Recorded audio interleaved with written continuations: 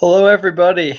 It's a wonderful day outside weather-wise, and a wonderful day for everybody that just found out that they're going to the state championships at Penn State next weekend. So congratulations to everyone who qualified, to everyone who didn't. Still fantastic seasons from a lot of these people, something to build off of towards outdoors. You look at some of the guys who won states outdoors this past year. Joe Espinal didn't make the state meet, and then he ran 151 outdoors in the 800 and won a state title. That could be one of you guys out there who didn't make it. But right now we're going to focus on the guys who did, and we're going to talk about the entries, and we're going to start right away with the 4x8. For those who've been following along with our indoor standings that we've been posting up this whole time, you might have noticed there's 16 teams that made it. According to my rankings, it was the top 15 teams by time, and then Mount Lebanon. What I think happened here, so this is important for anybody who was a 4x8 bubble team. What I think happened here is Mount Lebanon's time was treated as a flat track time rather than an oversized track time. Someone would have to confirm that at the PTFCA. I'm just guessing. But I think that's what happened, and so they jumped 4 teams that actually would have been ahead of them by time. Those teams are Bensalem, Downingtown East, Boyertown, and Downingtown West. So I would assume that those coaches they might already know. If they don't already know, I think they should definitely mention something. So if any of those coaches or athletes are out there listening, definitely see what you can do with the PTFCA, because I think those 4 teams, assuming they want in, and no one has scratched the 4x8 in the past 2 years, basically. So I would assume that if they want in, that they have the right to get in. That's Bensalem, Downingtown East, Boyertown, and Downingtown West are the 4 schools. And I imagine they're not going to tell Mount Lebanon, now that they've accepted them, that they're unaccepted. And I think they should be accepted. I'd love to see them in the meet. But I think that this field is going up to 20 teams. I think that's what's going to happen as a result of this little mix-up here. There might be an updated performance list during this webcast that comes out. Who knows? But definitely keep an eye on that, because that's going to be something to watch that I think should be addressed, hopefully, in fairness to all the teams involved. If you look, assuming that they go to 20 teams, the cutoff for the fast heat will be Seneca Valley and up. If you're looking at the indoor standings post from one post down, those are the top 10 teams. We might see some B teams. We'll see. We'll talk a little bit more about Carlisle and what they could possibly do, as they've got the outfolders both entered in the mile, and Noah's entered in the 800 as well. They've got a DMR, and I think they've got a 4x4, but I'd have to double check because I'm not looking at that right now. But that'll be interesting. That's probably the one big team to keep an eye on. From the second section, there's a few other teams that might be up in the air about what they're going to do with A squad versus B squad. But this is the 4x8 first event. Not a ton of surprises outside of what I mentioned at the start. Bensalem, Downingtown East, Boyertown, Downingtown West. I believe all 4 of those teams, based on the conversion factors that are in place, have a case, unless there's some time I don't know about, to get into the state championship based on the times they ran versus the time Mount Lebanon ran on what the PTFCA deems as an oversized track. So stay tuned. If you're one of those 4 teams, you might still be getting into the state championship. We're going to jump now to the mile. You'll have to excuse me. I'll be jumping around a little bit, trying to check to see if comments are coming up. I might be looking down at my phone, trying to see if anyone is hitting us up on Twitter so I can answer any questions related to that. So you'll have to excuse me if I'm looking around, looking down, or whatever. But hopefully this will flow reasonably well. I'll try to stay as on point as possible while multitasking. Let's look at the mile now. And the mile was interesting. As I mentioned, there's a lot of guys that can potentially scratch in the mile because the 4x8's right before it. There's a DMR later in the meet. There's a 3K later in the meet. There's an 800 later in the meet. And that certainly happened as if you look again at the indoor standings that I posted down at the, I think it's one post below this, then you can see that there's actually some guys who didn't run the SQG that got into the meet. There's one, I believe, that didn't run the SQG that did get into the meet. So that will be interesting to see. So if you did run the SQG and you were expecting to see your name on the list, then there might be a mistake. And like I said before, if you're a coach or something like that, I would definitely reach out and see what you can do. I don't know how any of this works. I just know what the numbers say and what the results that I've seen are. So I apologize if I'm making any sort of mistake, but just trying to give everyone a fair chance to compete if they qualified.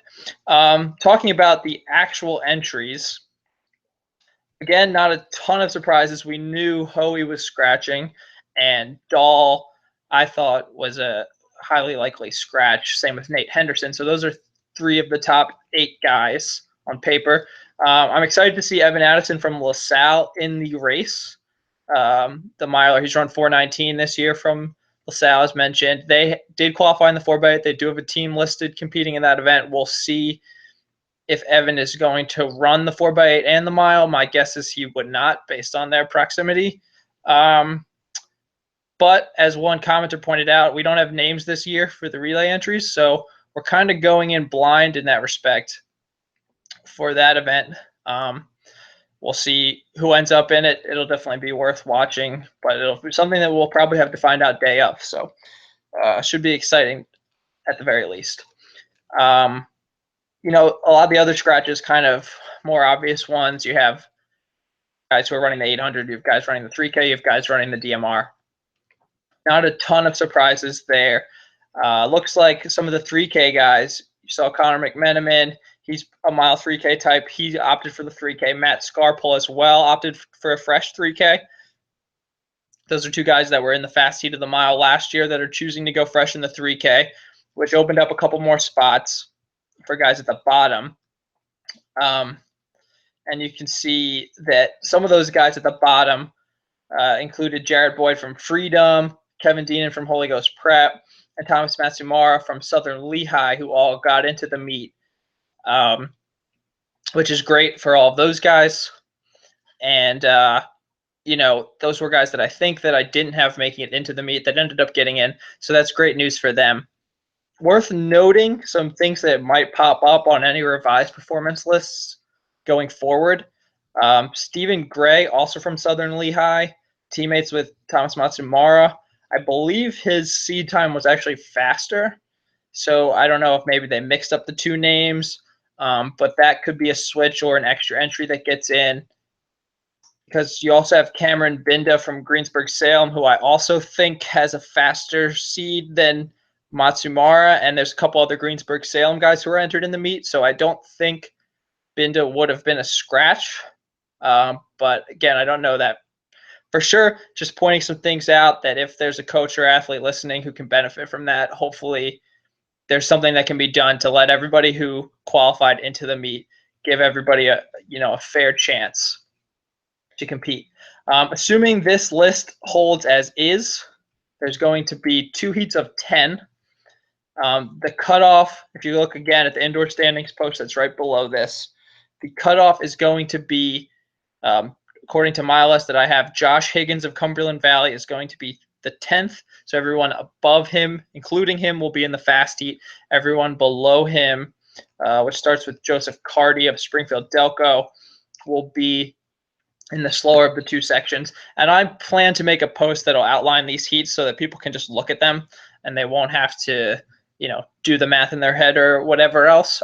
So stay tuned for those. But just to give people who are listening an idea about what to expect there. So that'll definitely be interesting. Historically, there's been some medalists out of the slow heat just about every year, or at least guys that are close to medaling out of the slow heat just about every year. So when the predictions come out, it'll be interesting to look at who from that slow heat has a chance to make noise, potentially sneak in. Just to give a name right now, in case people are wondering, you look at Colin Mihalik. I don't know how to say your name. I'm sorry, Colin. But from Coatesville, he just won the mile at Meet of Champs. An awesome race by him. He's somebody who seems to be peaking at the right time. He's slated, based on my current list, to be in the slower section of the two by seed time. But if he wins that heat, runs a fast enough time, he could be like Tristan Forsyth or Sean Sullivan from last year, who both medaled out of the slow heat. So pretty exciting. And that's kind of a quick overview of the mile entries. And again, for those of you who maybe are tuning in a little bit later, I am checking Twitter, checking the blog comments, checking email right now to see if anyone is reaching out with questions that I can hopefully answer. So you can hit us up at any of those. Usual addresses apply, usual Twitter handle, all that good stuff. Otherwise, I'll just keep rolling through the entries and, tell you guys what hopefully you'll find interesting. So move to the 800 next. And again, there was a few more scratches that I anticipated in this, which is fine by me. I'd rather be wrong and have more guys in than have less guys in than I said would be in. The cutoff, make it slower than what I was projecting so that I hopefully didn't get anyone's hopes up. That's kind of my opinion on that. But if we look at the 800 entries, interesting that Noah Affolter is entered here in the 800 and the mile, and Carlisle entered in both relays, both distance relays, and I think their 4x4s entered. Again, I haven't checked that. Interesting considering he said he was banged up. If he races 3 or 4 of these races, I think that's going to equal the total number that he's raced all season. I mean, I think he raced 3 times at Ursinus and 1 time at Millrose. Not sure. Certainly no other individual performances come to mind.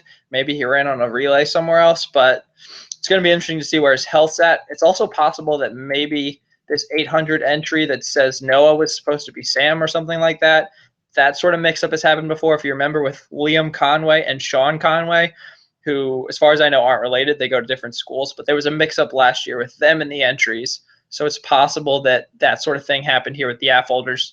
We'll see. Ryan Thrush from Brookville, he's the number 2 seed behind Noah. And interestingly enough, he is entered in the 400 and the 800. So this will be the second of the 2 events, this 800, and definitely could be a little tired down the stretch. Some interesting scratches here as we had both CB East guys scratch. They're not qualified in the DMR, but they do have a very good 4x4. I'm not sure Mark Motter is on that 4x4, but I assume he is if he scratched out of this 800. So it should be good to see what he does. Pfeffer and Hans both scratching. Their DMR is in, so expect to see them on that. And then some interesting scratches from Dennis Mania from Penwood, Austin Padmore from Milton Hershey, and Dan Santiago from North Penn. I believe all 3 of those guys weren't on the list. Someone would have to double check me. I thought all 3 of those guys would be running. They pulled out, so that opened the door for a couple other guys to get in. I assume that they all must be a part of a 4x4 at the end of the meet. None of their DMRs are qualified, so that's kind of the only other event that makes sense. So look for those guys on those relays. And that opened the door. The final cutoff that I have listed here ended up being 159.55, and Dylan Binda was the last guy in from Greensburg, Salem. So some guys with the SQG were left out of this race for sure. I assume at least a couple tried to get in that didn't. So, it's kind of a bummer for those guys, but hopefully they can still hold their head high knowing that they ran an excellent time this indoor season, focus their attention on outdoors, and try to be, the next Joe Espinal or whoever who didn't qualify indoors for states, but then won states outdoors or medal states outdoors. And we'll see what happens there. The heats for this one, there's 24 entries, so it should be 3 heats of 8 that we have the field split into. And if you take a quick look at the indoor standing sheet that we posted, Matt Eisler of Penridge, I believe, will be number 8. So him and everybody up from him will be in the fastest heat. So that will be interesting. Some of these middle heats are going to be really exciting. And again, like the mile, even more so in the 800, there's medalists that come out of these middle sections all the time. We've even had winners come out of the middle section, and that could potentially happen this year if someone's going to take it out hard enough. I mean, you look at the second section of 3, you have Colin Ebling of Pottsville, who's run 156. Hudson DeLeslie's in there. Luke Everidge is in there. Chris Cameron's in there. Looks like Liam Conway, Jed Scratcher, Derek Jones, and Camille Jihad will be that heat. So super talented heat. If it gets out fast enough, we could see someone run in the 153s even potentially. Definitely possible to run in the 154s. We see people from this heat running 154s some of the time. So watch for those guys. Someone from this heat, I can almost guarantee you, is going to end up with the state medal when all said and done. So that's going to be super exciting. And then even the slowest heat by seed time should be pretty awesome when you have Isaiah Bailey of Penn Hills leading the way. Matt Krause from William Tennant, who just won the Meet of Champs 800, is also in this heat. And I think he's running the slow heat at this meet before and done really well. I don't know if he won his heat, but he was up there. Really talented runner from William Tennant. So those are a couple names out of that heat. You also have guys who've run 153 before in this heat. Dave Whitfield from Bonner and Darren Click from Lebanon both have run 153 before for 800 outdoors this past spring. And then Robert Duple of St. Joe's Prep has run a really fast 600. He's got great quarter speed, potentially somebody that could help keep the race fast early. And, if he holds on, he's in medal contention. If someone else comes by at the end, they're in medal contention. So wouldn't be surprised at all if the winner of the slower section is in the 155, 156 range, assuming everything breaks right. So this is going to be a really wide open race as currently constructed. Josh Owe skipping the mile for the 800, as was said/speculated. Shanahan does have a 4x8 entered, but I don't think he's going to be on that. I can't say for sure. But Hoey probably the favorite in this event as things currently stand. So going to take another quick break, checking in on the comment section on the Twitterverse. Again, if you have any questions that you'd like to hear answered while I'm going through this performance list, just definitely hit us up. I'm checking as best I can while talking at the same time. So hopefully everybody listening is learning a little something, or at least getting to talk about track at a time when it's pretty exciting to talk about track with the state performance list having just come out. So we'll move to the 3K now.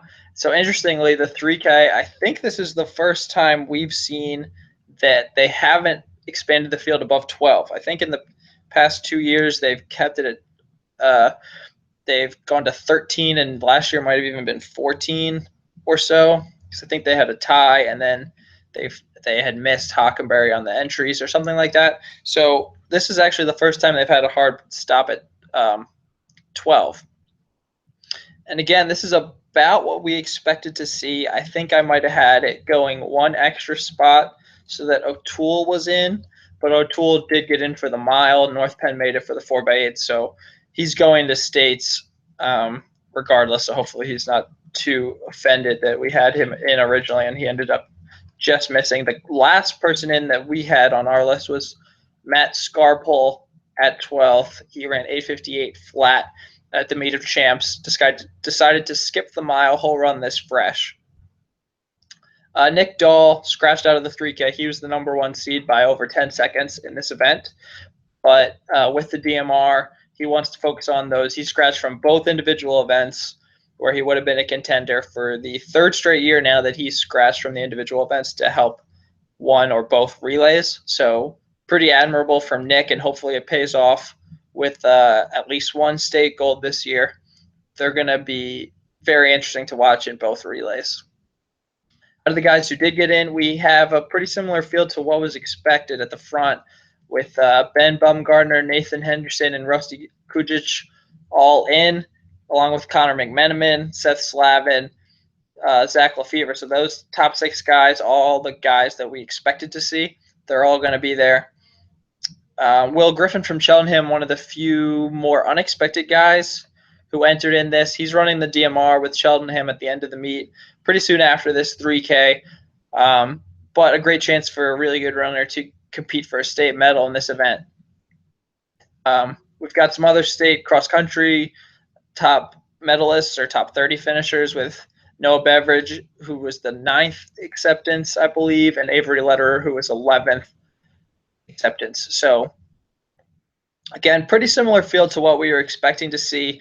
I think this race is another one that could go a number of different ways. We don't have Dahl. We don't have the Affolders. So it's a little bit more wide open in principle, but we have a lot of guys who have a ton of talent. And, Nate Henderson's the top returner. Ben Bumgarner is the state champion during cross country. Rusty Kudic, the district champion from District 1 during cross country. So a lot of guys with excellent resumes. This race is going to be really fun. I can't wait to write about it when we get to preview time. The 3K definitely going to be one of the most interesting events at the state meet. And that only leaves one distance event left. So if you're still with us, if you've managed to listen to my voice for this long, we're jumping to the DMR. This will be the last event that I'll talk about.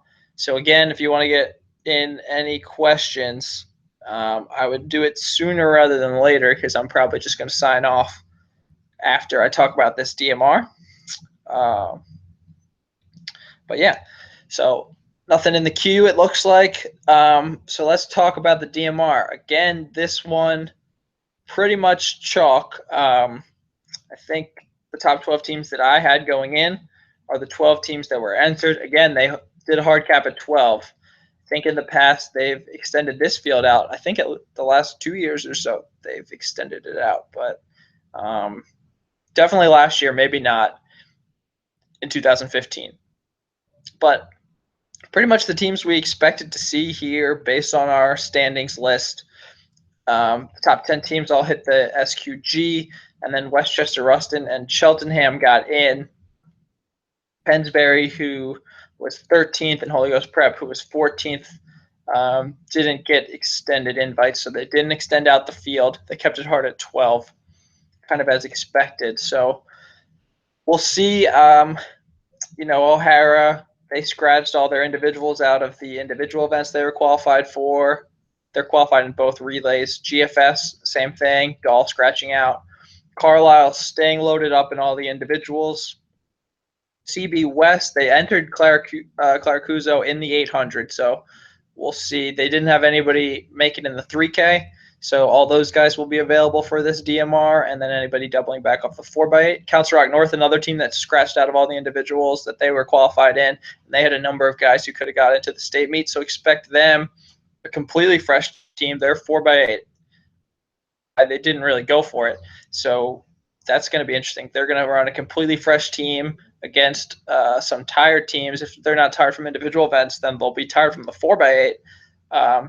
Same with Henderson. They scratched out of the individual events as well, Smucker most notably. So they will have a completely fresh team with no 4x8 either. So those are two teams that maybe if you're looking for sleepers, somebody that could pull out a little bit of an upset there, they would be guys to watch. And I think, honestly, LaSalle and State College, they both have a 4x8, and then Addison is running individually for LaSalle. So they won't be completely fresh, but they didn't completely load up on the relays. Lower Marion scratched out of the individual events, and they're only running the DMR, not in the 4x8. So a lot of these teams are going to have pretty fresh squads available outside of Carlisle, it looks like, who's going to have maybe two guys on the triple. So it could potentially be a race. I know a lot of people have been telling me to stop trying to act like it could be a race, but I think it could be. And we saw a really exciting DMR last year, and 2 years ago was also pretty spectacular. So I think this could be another one to remember, and definitely going to be an exciting way to end the distance events at this state championship. So just to recap, because we've now gone through all the events, and I still don't think we have any fan questions. So hopefully I didn't miss anything. I'm going through and checking all the means of communication we've listed out for you guys to get in touch with us through. And it doesn't appear like anything new has come up. So we'll just wrap up real quick, and I'll just give the big highlights that I talked about for some people out there listening. The big thing is the 4x8. Keep an eye out to see if they end up putting out a revised performance list, as I believe they converted Mount Lebanon's time to a flat track, from a flat track, but they ran it on what the PTFCA considers an oversized track. So we could see potentially 4 teams added to the 4x8. There's 4 teams that have a legitimate case, based on the numbers that I have, that I've been tracking from the season, a legitimate case to get into the state championship. So Bensalem, Downingtown East, Boyertown, Downingtown West. I don't know what the process is for talking to the PTFCA to get your 4x8 in, but if you want a spot, then I believe that you have a case. My apologies again if there's some information I'm missing or something like that, but my understanding is those 4 teams should be able to get in if they want to get in. So keep an eye out for a potentially revised 4x8 list that could not only change how many teams are entered, we could get up to 20, which I would love to see, but it also could change how they decide to cut off the fast heat versus the slow heat. So keep an eye out for that to see what happens in the 4x8. The mile, again, the cutoff ended up being above the SQG based on the numbers I have in front of me once again. So if you ran a time under the SQG and you don't see your name on the list, again, I would talk to the PTFCA. There might be some name mix-ups or some team mix-ups. So the cutoff might end up coming in at 431.70 instead of 431.91 like I have. We'll wait and see what the final verdict from the PTFCA is, because I think that there will be another performance list that comes out that's updated. Happened last year, probably happening again this year. 800 was pretty much about what we expected to see. So great news for some extra guys who got in that I didn't think would. So I'm really excited that those guys are in. It's going to make for an awesome race. We have a really talented 800 field. 3K, almost exactly what we expected as well. Should be another fun field, pretty wide open. I think most people would agree that there's a couple different guys that can win. We have some favorites, but should be a fun race. And then the DMR is the last event. Again, the top 12 teams that we had going in, top 12 teams that they have on their list. A lot of guys running, some fresh teams, a lot of scratches that indicate people really feel good about their odds in this DMR. And I think that could make for a really exciting, really fast race at the end of the meet that hopefully could maybe push us under the state meet record for the first time, which is about 10:15, I believe, from LaSalle in 2008. So that is all I got. I'm going to do one final check of the avenues for questions. But otherwise, stay tuned. I'll try to get heat sheets up at some point, either tonight or tomorrow. And then predictions will start coming out Tuesday. I'll have the prediction posts coming out Tuesday, starting with the individual events, then going to the relays. I'm going to build in Monday as a day to kind of type and to get in some extra time to work things out numbers-wise and prediction-wise. I want to make sure that I have everything when I say I'm going to have it. So hopefully Tuesday will be all the individual events. Wednesday will be all the relays for predictions. So stay tuned for those if you're into that sort of thing, which if you're watching this video, you probably are. And that's it. Doesn't look like there's any questions.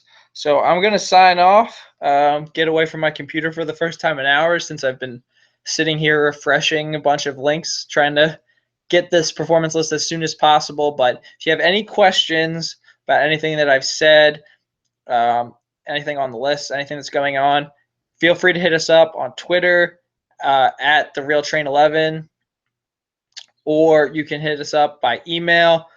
JarrettFelix1130@gmail.com is my email address.